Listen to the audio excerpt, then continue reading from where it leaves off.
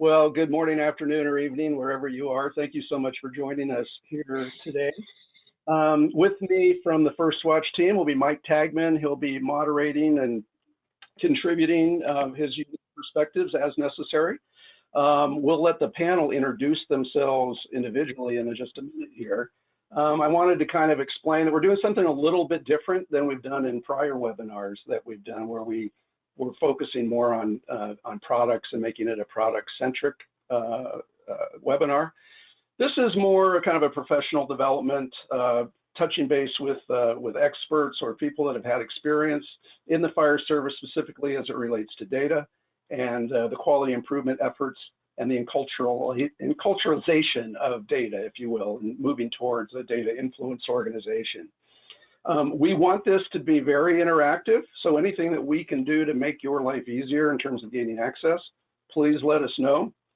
We've got Liz and Terry also on kind of the back end of this, looking at things. So we really, like anything else, right? What you get out of it is what you put into it. So let's try to have an active and iterative conversation with our panelists here. And it should be a fun, entertaining, and informative hour that we spend with you. So, having said that, I think probably the next best thing to do here to start with is let's have the panel just take a couple of quick minutes, introduce themselves, their professional history, where they are, and then we'll kind of get into some questions and answers. So, Brian, you want to start? Sure. Good afternoon. Thanks for the opportunity to be involved. Just a little bit about me. I'm currently the operations assistant chief for Stafford County Fire and Rescue, which is located about 40 miles south of Washington, D.C., near Quantico. We're a rapidly growing department. I've been here for about 3 years and doing a lot of data integration since I've been here. Lots of opportunity as we begin to grow. My background, I retired from Prince George's County, Maryland, which is a metro department right outside Washington, D.C., where I really kind of grew up in the fire service and got involved in data from the quality assurance, EMS quality assurance, then the EMS management as I moved up the ranks, and then ultimately the department, the operations chief in that department, where I kind of integrated data. And I would say that we became a very data-driven organization, and lots of peaks and valleys with using data. Lots of experience from I have dreams of grandeur that data is going to solve all of the world's problems, and sometimes I find out that it doesn't do everything we need to because the vision is not there for other people. So that's kind of my background. I'm very passionate about it. I could talk about this for hours. So thank you for the opportunity. All right, thank you, Brian. Brett, you want to take a couple minutes? Sure. My name is Brett Ciskoski. I'm a district chief with St. Petersburg Fire and Rescue, St. Pete, Florida. Been the department's accreditation manager since 2016 and one of the lead agencies for the Florida Consortium on Accreditation and Professional Credentialing. The background with data, obviously when I started as the accreditation manager, it was a vital piece in producing all the reports, the compliance reports, and we've been through 2 5-year reaccreditation cycles that I've been part of as the accreditation manager. I think one of the most exciting points in the last few years is just seeing the number of programs that are available and bringing a team on board that was able to utilize these programs to fine-tune our processes and work towards that continuous improvement. Okay, great. Thank you. Robert, you're next. Yeah, good afternoon for most of you. I'm Robert Whitaker. I'm the fire chief at North Shore Fire Rescue. We're a joint department of 7 municipalities just north of the Milwaukee, Wisconsin area in the metro Milwaukee area. I've been the chief there about 12 years, but I really inherited a data-driven culture already that we've strengthened over the last couple of years. And with technology and other opportunities, we've been able to bring that along even further and grow that into what's accustomed to day-to-day operations now versus sort of just fighting that culture. Because at times, I think all of us in the fire service know that there's personal and emotional stories to what we do too. So you need to blend that, and you can't just make it one strict, a data-driven argument, but if you can blend that personal side or the service side to your data, you can be really successful. So I'm looking forward to the discussion today. Well, very good. All right. Well, thank you, gentlemen. As I said, we're going to just try to kind of keep a free-flowing discussion here. And Brian, one of the things that you said kind of was of interest to me. It was like you talked about your vision of data and communicating that vision to the rest of the organization. And I want to come back to that. I kind of want to like take you all or give you the opportunity to kind of walk down a pathway, right? And the beginning of that pathway is, Robert, as you were talking about, you were saying that we're kind of coming from an environment of personal and emotional stories and anecdotal stories to more, data-driven or data-influenced decision-making or information for our communities and our policymakers. Let's just kind of start with a brief summary of where your organization was and where is it today in this evolution or journey of, data influence or becoming more data-driven. Robert, why don't we just start with you and we'll kind of work back through the group. And anybody on the panel, feel free to jump in at any point in time. Don't wait for me to point you in a direction. So Robert. Yeah, so I've been with my organization prior to being the chief, and I came up through the ranks there. And my predecessor and his management team did a really nice job building the culture to be data-driven. We have an interesting organizational governance structure where we have we serve 7 different municipalities.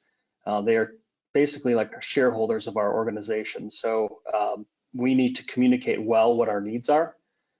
We have a board of directors, but they are all elected officials, and they have people that they work with from in each of their communities as far as finance and administration. So our organization needs to do a really good job at telling our story, and we don't always get to be the first one in the door. So what I've found and my predecessor had found is, you have smart elected officials. We at least in the area I'm in, that anecdotal story sometimes you can't make that the only story to succeed. So they really built a culture that shows from a data standpoint whether we need more resources, we have capacity, and it's really driven into our budget process. So in 2012, 2013, we got involved with the CIPSE accreditation process, and it was one of those things that everyone sort of said, why aren't we doing this? We're sort of doing a lot of that already. Let's go through the whole process and get the actual accreditation. And it really strengthened our organization, formalizing that process, and it also made us even be better at what we've done now since we've been through 2 accreditation processes, moving into our 3rd.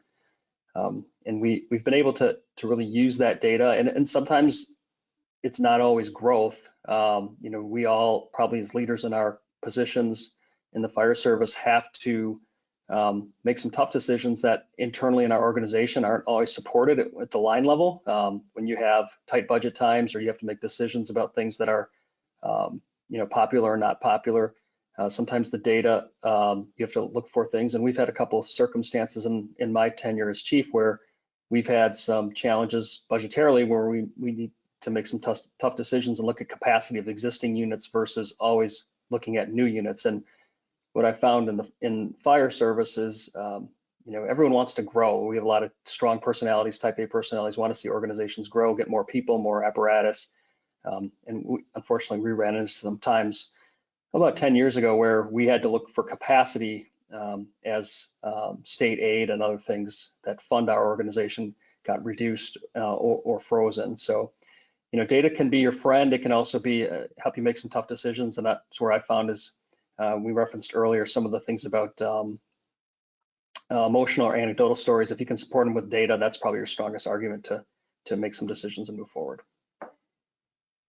Yeah, I had a saying once that the only thing more difficult than closing a station in an existing neighborhood is trying to build a new station in an existing neighborhood. And data can go a long ways to trying to solve some of those issues for sure. Brett, what about you? Well, our story is very similar to Chief Whitaker's. St. Pete's been an accredited agency since 2002. During that time period, obviously accreditation has evolved. And I think the processes that come along with that, including all of the data resources, have evolved. And just trying to keep pace with that has been one of our challenges, and hitting the benchmarks that CFAI is looking for while you're working towards continuous improvement.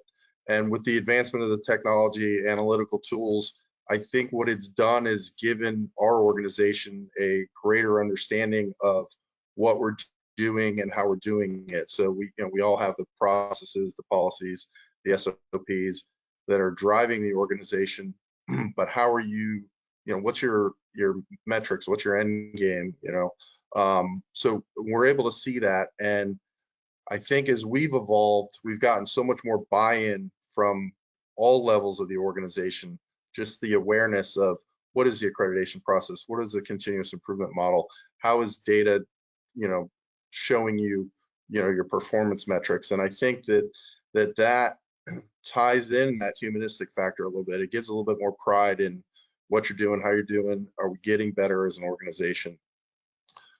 Specifically in the last 8 years, since I've been the accreditation manager, we've used it, like Chief Whitaker said, in the budget process, looking for additional resources. We've also had to reallocate and move some resources around. So it's contributed to, is our aerial placement in the right spot, and we ended up moving an apparatus to a district with higher target hazards, more buildings, more occupancies that required that kind of service. And we've also used it to acquire things through the budget process. So we've added 3 peak load medic unit trucks, and we were able to justify, here's our call volume, here's our incident count, and here's the times of the day that we need these units. So that's helped us add, it's helped us reallocate to provide higher service delivery. And we've used it. Last fall, we brought online a 3rd shift commander, a 3rd district chief, and we've used it to update the run cards for that nature, not just for the district chief, but for all the fire districts, or all the station districts. So. Okay, Brian? Just to add to that, so our agency is just now starting to look at accreditation.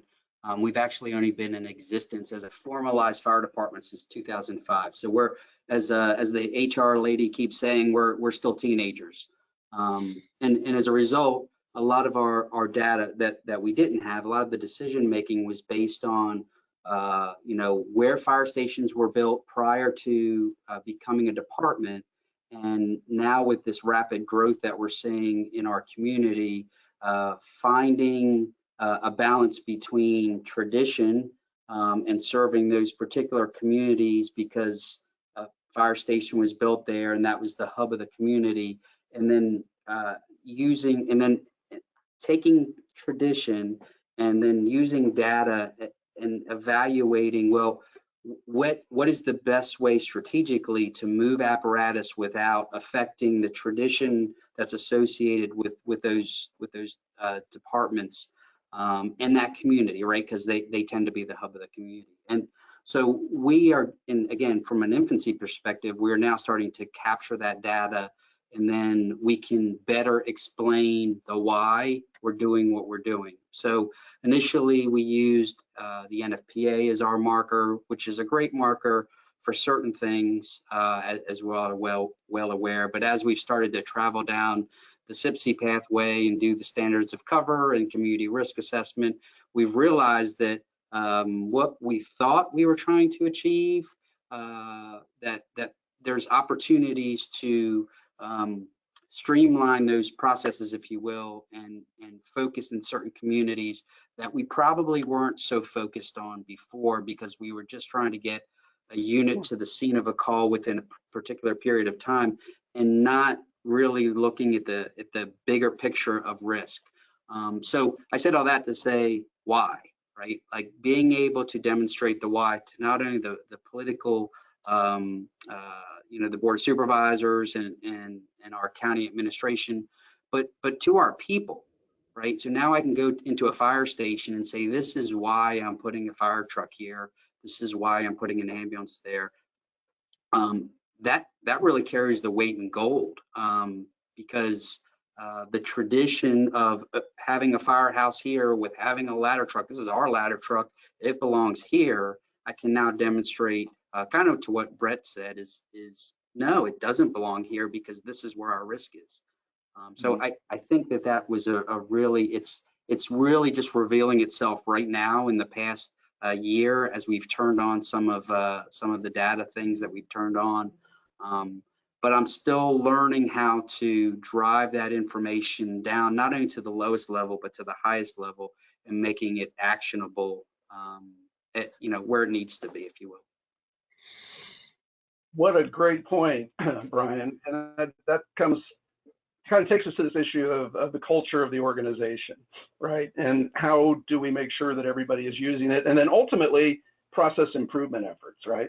But Brian, you specifically were talking about how do you drive the actionable information that you convert data into to all levels of the organization and to outside the organization. Obviously, we're providing government services. Transparency is very important, as we go forward. So, what are some of the strategies or lessons or surprises that you may have had in your effort to communicate this data influence psychology throughout the entire organization? Another way to say, how have you gotten your culture to adapt, understand, and utilize data in a more aggressive manner? So, Brian, let's just work back since you brought up the excellent point. Yeah, so I'm going to share an experience that I had when I was in the National Capital Region, right? So we did a big project to evaluate using data to deploy EMS transport resources around the National Capital Region. And being a driver of that, that was kind of passed down from my predecessor, love him. But one of the challenge that was associated with that was nobody needs to know where my resources are, right? So the idea of doing this shared data exchange with our neighbors was, hey, if I have a mass casualty, where do I need to send transport resources? Where are they sitting at hospitals? What engine companies, what suppression resources do we have? And how can we best utilize our resources together to address that situation? It came out of the 9/11, right? Or all of the response to 9/11 and the things that we learned. But I brought that up because culturally we didn't want to share with each other what we were doing. Yes, when we have a big incident and we need some help, we'll reach out and we'll pick up the phone and say, hey, we need help. But from a data perspective, second by second by second, to know where our resources are, it exposes us to where our faults, right? Where are our opportunities to improve? And so that was a really big challenge, right? Was to sell that and get everybody on board the same page and share that data together so that we can make it actionable. So it was a lot of education. To answer your question, Chris, it was a lot of education to say, look, this is the opportunity. I don't care that you run out of resources every day. That's an internal issue to your department that you have to deal with. But I should know that you don't have resources, because when you run out of resources, that means you're going to come knocking on my door for resources.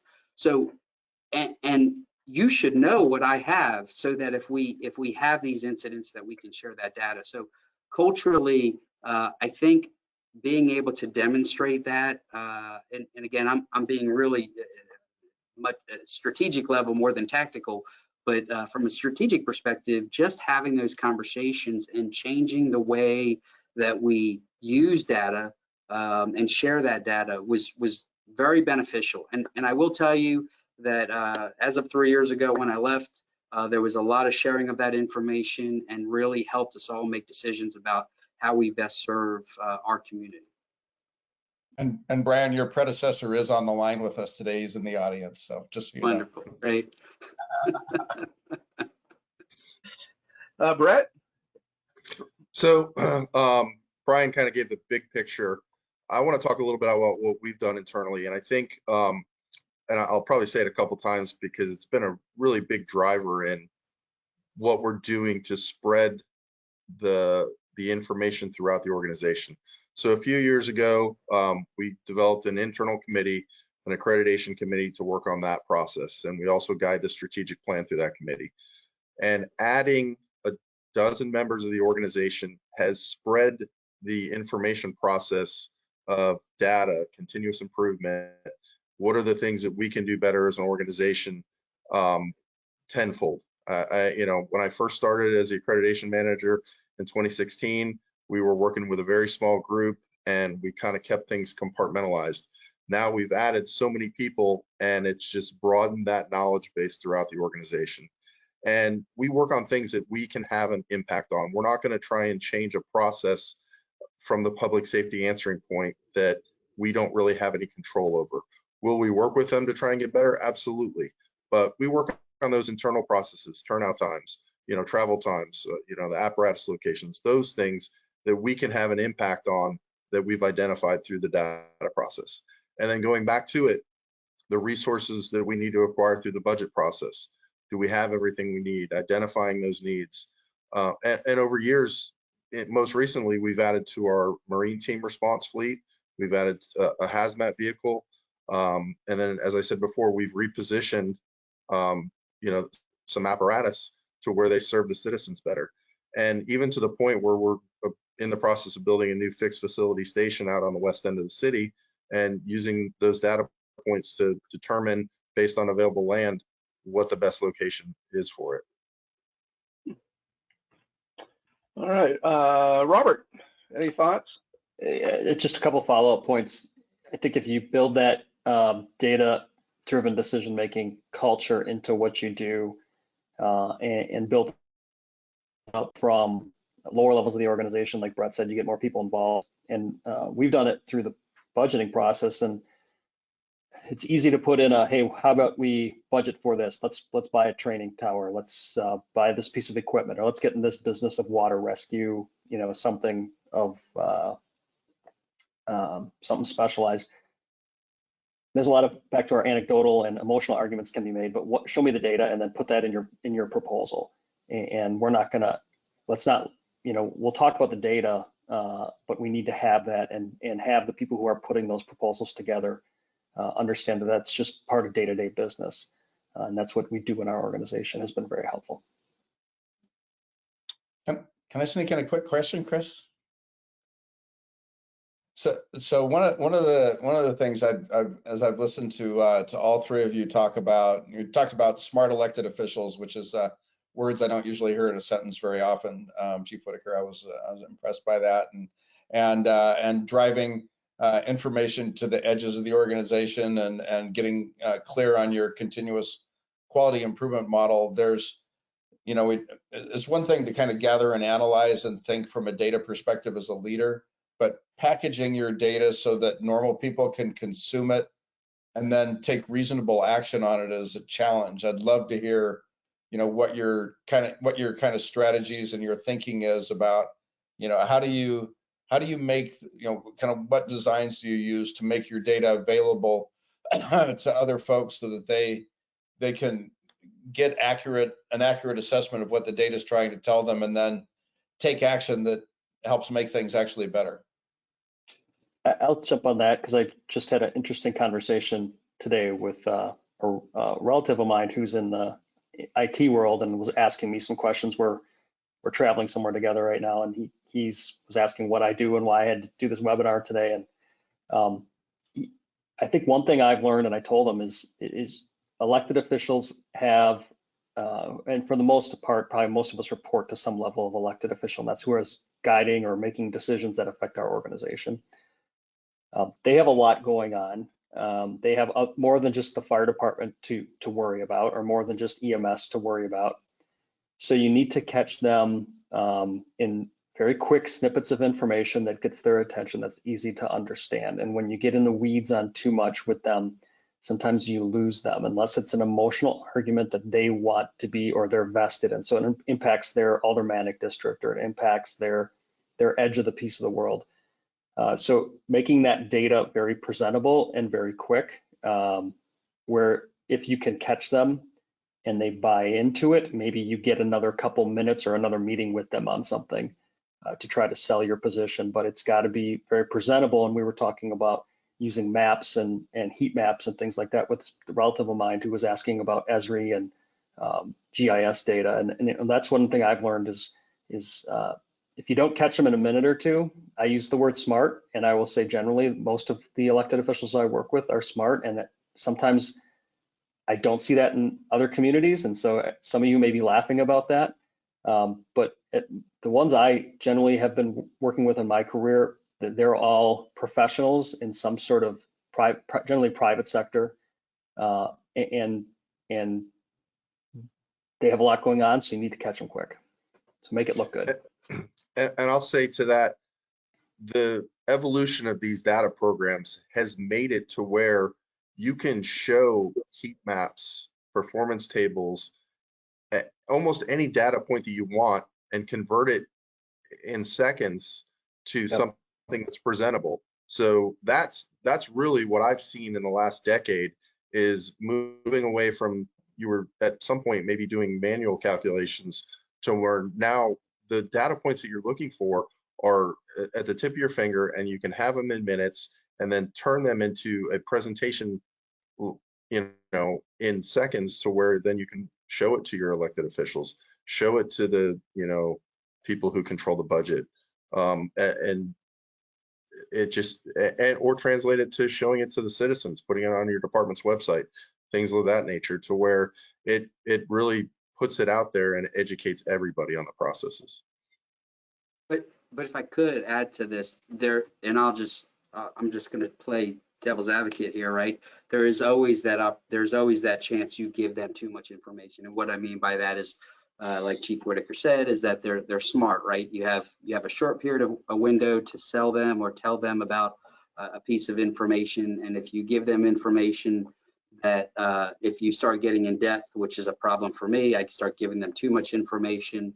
I had experience with that before, that I gave them too much, and then it results in more questions than what I was trying to accomplish. And it's not necessarily, they weren't bad questions, they just totally deferred us away from what the intent of what the presentation was. So I think, and I'll use travel time, right? Like you talk about turnout times, and you know, there's some things that we can't change, regardless of what we do, and maybe sharing travel time to say, well, we could save up time here. The reality is maybe we can't, because we can't change the roadway structure. So I do think that there is a balance that's really important when you're using data to say, what is my audience, and am I giving them more information than they need when they're making the decisions that we expect them to make.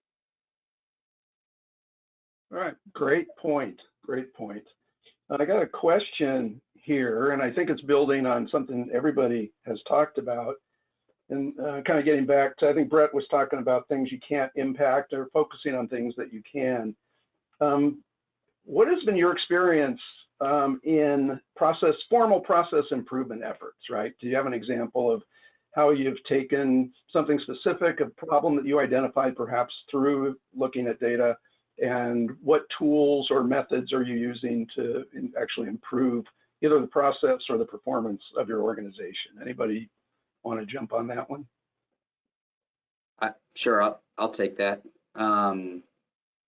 So when I first got here, I was hired as the EMS deputy chief, and we started to look at our data from an EMS perspective and recognize that, and this is it's almost a cliche when I say this, but it's true. We had an issue with our success of innovation, right?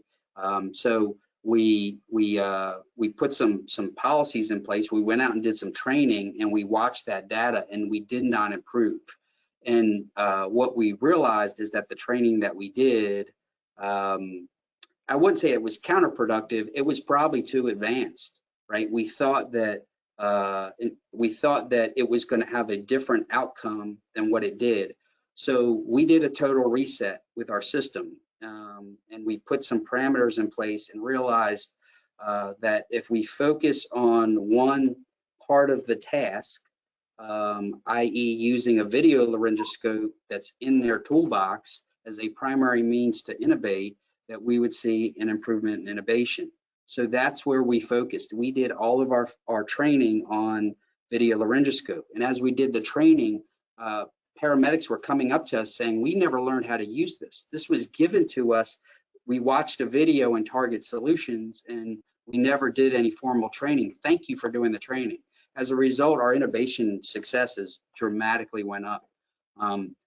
I think that if we didn't do that continuous quality measurement, that if we just would have said, hey, here's an issue, let's do some training, and we didn't continuously look at it, Chris, we would have missed an opportunity to improve, our success rates. Now, how it equates to outcomes and all those other things are bigger metrics that we're trying to learn how to measure right now, and some things that we're putting in place. But that was a direct correlation to having available data and continuously looking at it.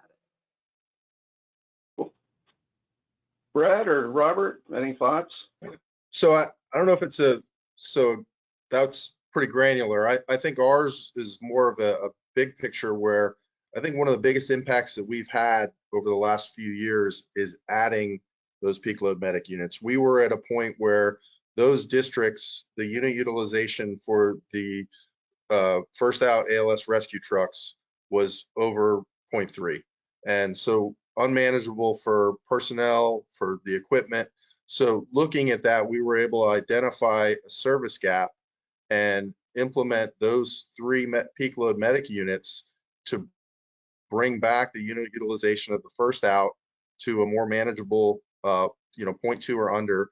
And the peak load trucks are one of the busiest trucks in the city now. And they've been doing everything that we predicted in the early data model. So they've been very successful. We're using them as a training tool to bring on, firefighter paramedics, and they've just worked incredibly well. So we knew it was there. We knew the service gap was there. The data identified it, confirmed it, allowed us to present it in a way to where the budget process was, it was justifiable. And it's kind of a really big picture of what you can identify through data, where a service gap is, present it to the powers that be, and then in the end you get increased service delivery for your citizens. It's worked so well. Robert, any thoughts?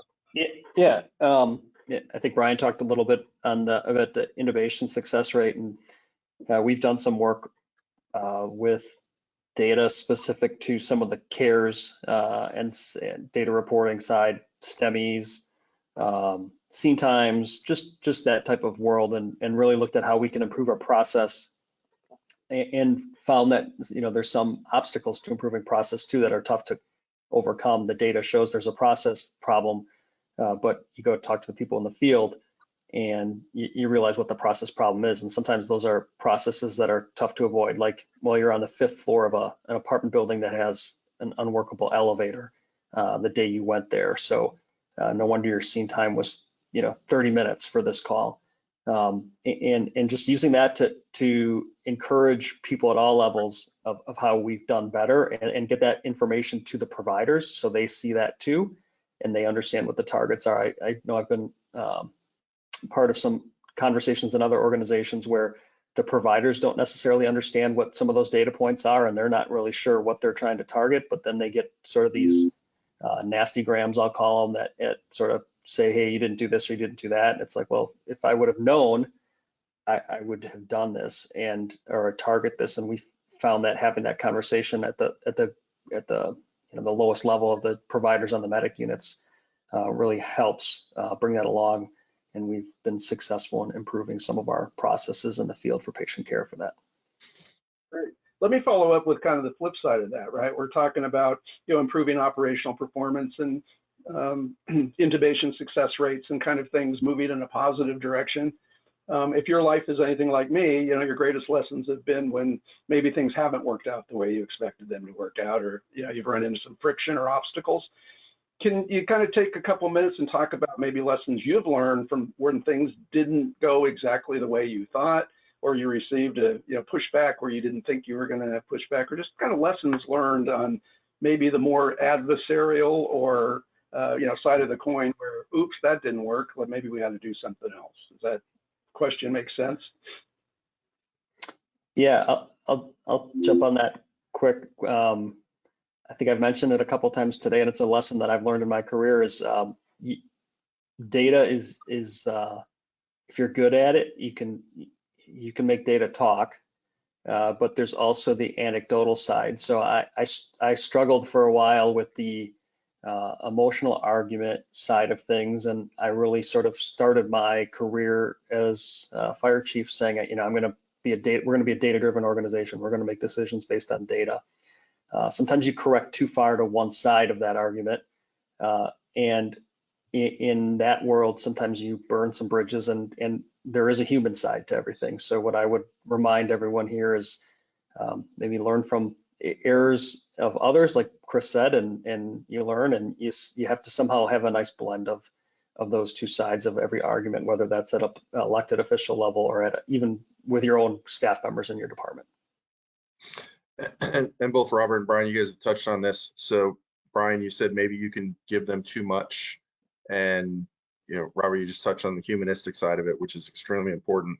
I think our biggest challenge as an organization internally was not just educating the powers that be or the authority having jurisdiction or the elected officials, but internal education of all the members of, what are we collecting? Why are we collecting it? What's our end game? And then how can we disseminate it throughout the organization to where it's understandable from all the way down to the firefighter level through the administration. So I think that has been our biggest challenge that we've overcome in the last few years.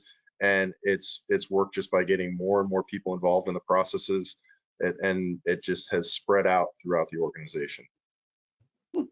Yes, yeah, I would love to, kind of expand on that a little bit, Brett, because I think that's a great lesson. I think one of the challenges that I've had in my experience pushing data out is it either doesn't get to the right place or people don't understand it, right? So then I'm pushing data on them that means nothing to them. They're misunderstanding what the intent of the data is.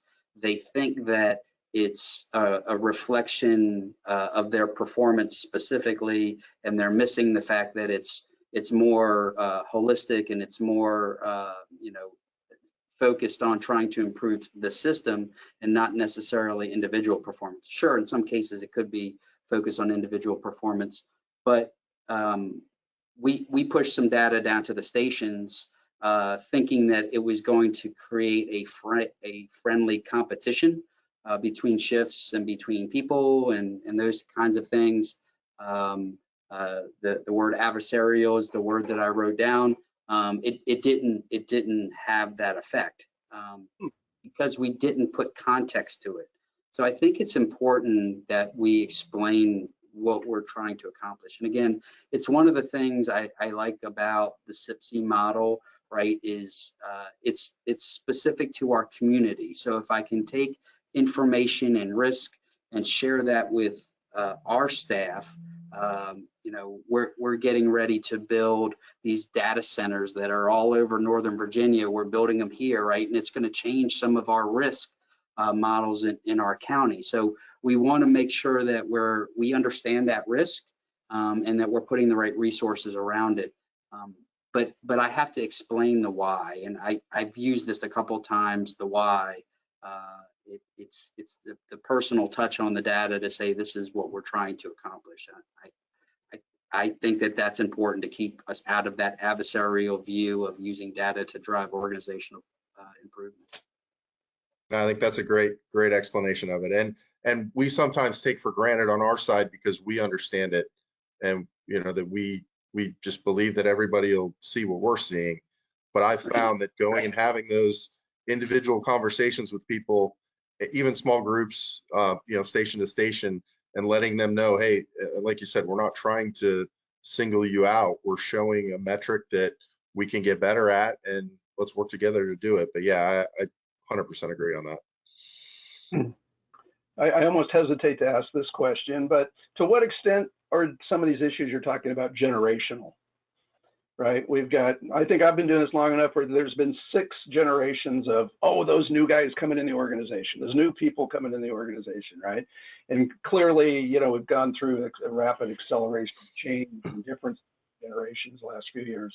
As it relates to data and your operations within the fire department related to data, to what extent is it generational, and or do you have strategies to, like you said, push the edges of the organization, both, you know, some of the older folks and some of the newer generation in terms of utilizing data and how you use it and present it? Any thoughts on that? So I really, if you take the most senior member of the organization and the newest member of the organization, you're going to have a completely different workforce, and we know that. What I see with the senior generation is there is a tremendous amount of pride, but maybe a little bit of a resistance to the change in the processes using data. With a newer employee, maybe a little bit more moldable, definitely a little bit more technological savvy, so they might be able to understand the processes of data collection a little bit better. But everybody, once they've been really educated on why we're doing it and what we're doing it, we've seen a lot of buy-in, and it really, there hasn't been, you know, any resistance. But it's definitely teaching them about it is you've got to come from different aspects of all time. People are different types of learners, and that's what I'm seeing, you know, with the big generational gap of the fire service. So I got to share an experience, right? So when, as I was coming up, and my predecessor who's on this call will smile when I tell the story, is we used to alert the fire chief whenever we had a cardiac arrest. We ran between 8 and 10 cardiac arrests a day, sometimes a lot more, sometimes a lot less. But we were trying to, so when there was a big fire, the fire chief would drop what he was doing, and we had to, you know, it was all hands on deck, and we had to go out and do community risk stuff, right? But we were having all these cardiac arrests all day long, so we started pushing notifications to his telephone to say, hey, there's a cardiac arrest. And he got angry at us that we kept pushing that information to him, not because he didn't understand why, right? And the point that we were trying to make, obviously, was, hey, this is a big problem, and we want to put a lot of, we want to put some energy behind EMS education and hands-only CPR, and really focus on EMS type of prevention stuff. And it was a great use of data, but he didn't understand it, right? Because at the time, again, from like, why is this important to me? Whereas now I'm in an organization where I just started pushing data out to our people via their cellular devices, and they very much see the benefit in it. And they then make system decisions about where resources are and how they can use resources. And they're like, you know, like the vision is so different. And you talk about the generational differences between the fire chief that we had at the time to my staff now. And I mean, it is amazing to see the change, but they're more apt to accept it because I'm pushing it through a medium that they're very familiar with. And I think that that's important. We've tried televisions and stations, and we've tried pushing out data in different ways. And I do think that there's advantages for certain types of data through those mediums. But I think understanding that there is generational differences, there's a lot that I don't understand anymore that I'm trying to keep up with my own kids. So I really see it at home as well. So understanding those things is important. Yeah, how everyone, I think, at the different generations not only consumes the data, but understands why they're even entering data. I mean, we have, you know, you have a generation that says, give me more data. And if Amazon can do this and get me a package and get me driving directions, they can tell me where the driver is to deliver my package.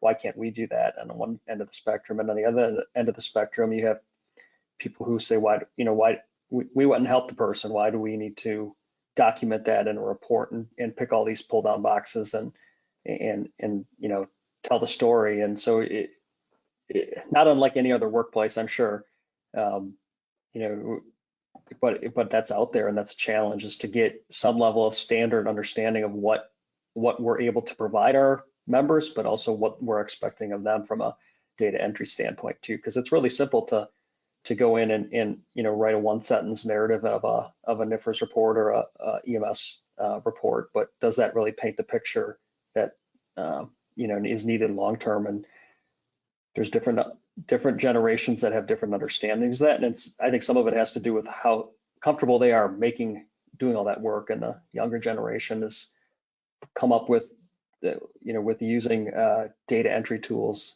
and those of us in the back end of the generation that are still working in the service, we didn't necessarily have that during our younger years. Sure.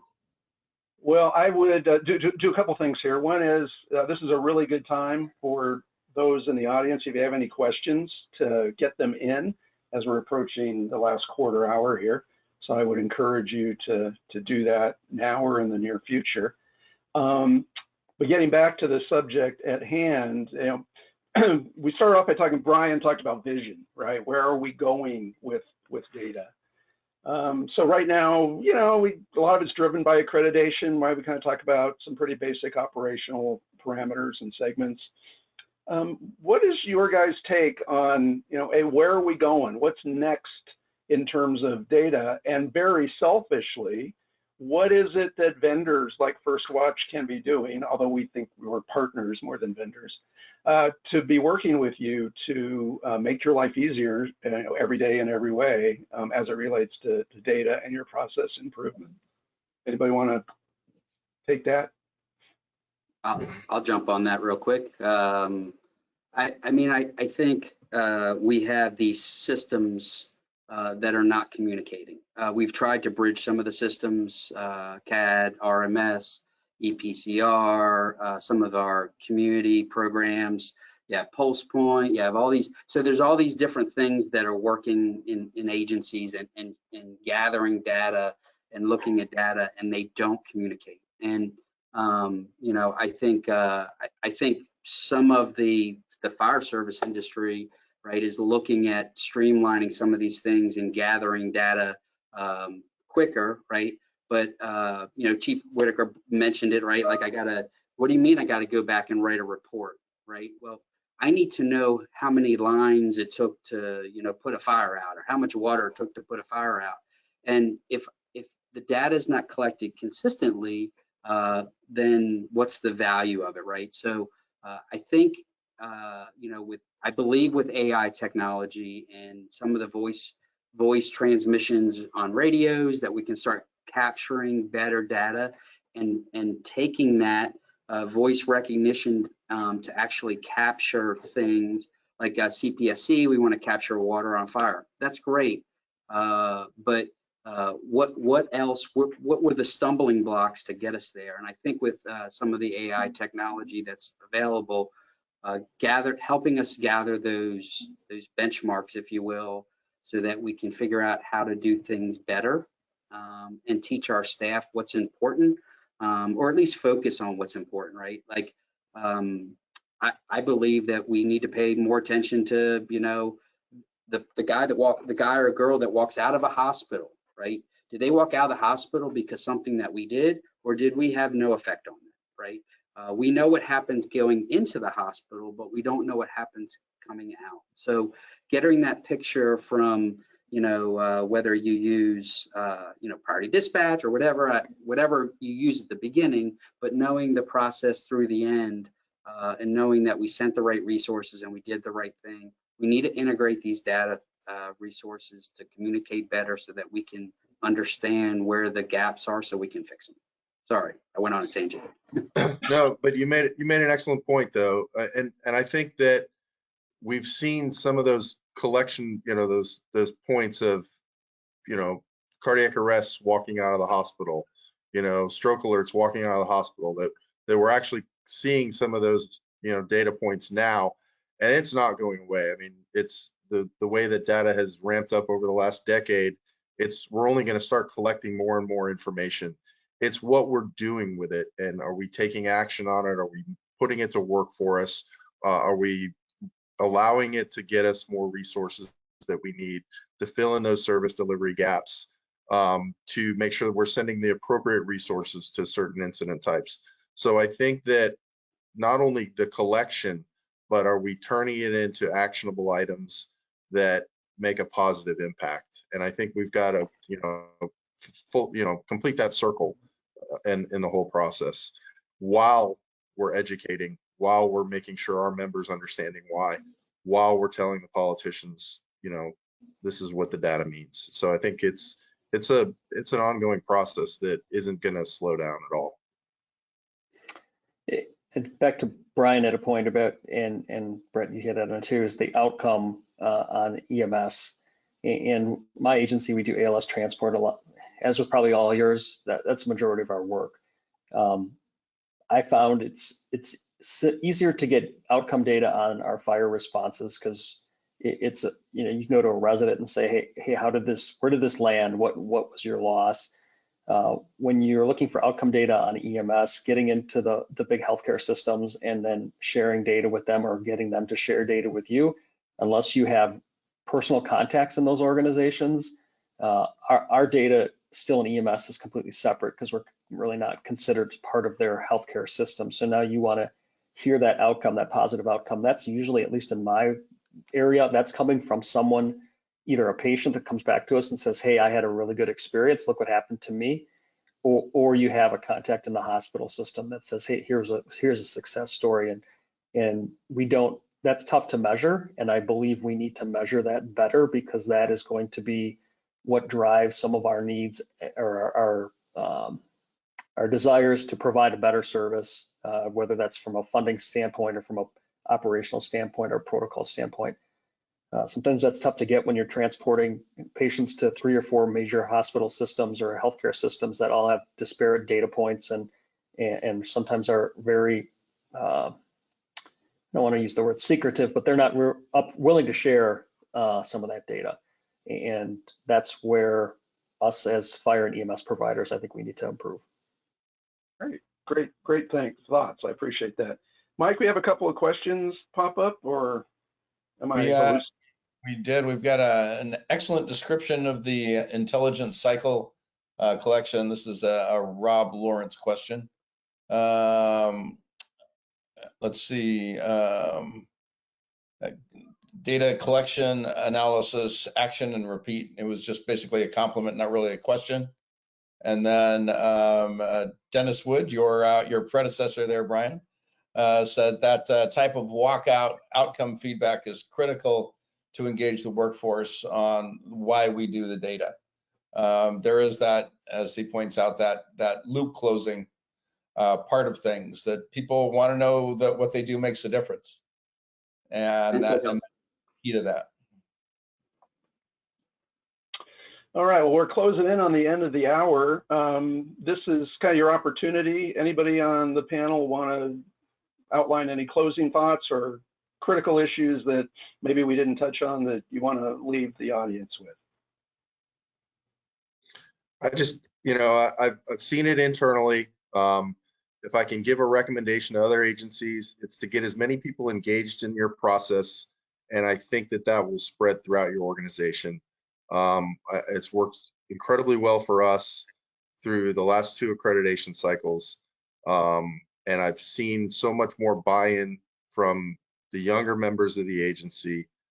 And it's really translated across all levels. So the data collection is not going away. I think the more we share, the more we tell them why, and the more we disseminate it, I think the better off every organization is going to be. Brian, any thoughts? Yeah, I would just add that right. So selling it, right? Like it's important that we have this data. We need to make it actionable. I do think that the mental health component of outcomes is extremely beneficial and helps and again just kind of justifies why we're doing some of the things that we're doing. I love the idea of what Brett said about bringing in a team of people to get buy-in, right? So to become salesmen of our information and make sure that it's we can make it actionable to actually improve, but also recognize when it's not working so that we can make changes. I think that's got to be the drive home point of becoming a data-driven organization and becoming a data-driven leader is to know what its limitations are and then selling it. Yeah, I think, Christy, earlier in the webinar, you mentioned about learning from your mistakes, and that Brett's point of, if getting more people involved, I can say that's learn from your mistake on my part is get people involved so they understand why you're collecting this data and then how it can help them in the organization.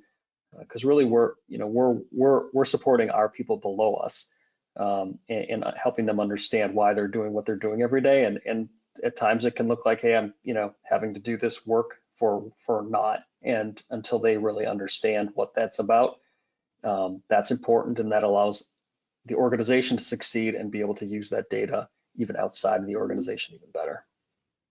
Oh, great.